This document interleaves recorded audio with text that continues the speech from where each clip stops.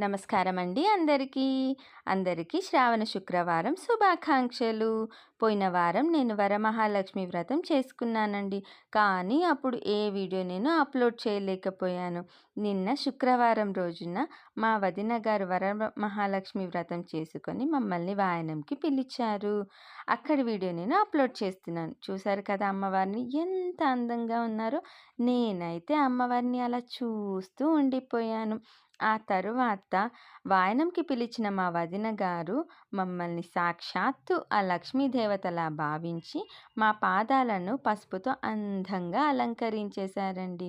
ఆ తరువాత మా నుదుటకి కుంకుమ, మా చెక్కిళ్ళకి గంధం, మా మంగళసూత్రాలకి పసుపునిచ్చి మమ్మల్ని చాలా సంతోషపరిచారు. మేమైతే చాలా సంతోషపడ్డాము. ఆ తరువాత కుంకుమ, పసుపు, అరటిపండ్లు, ఆకు, వక్క, జాకెట్ ముక్కతో మాకు వాయనం కూడా ఇచ్చేశారు.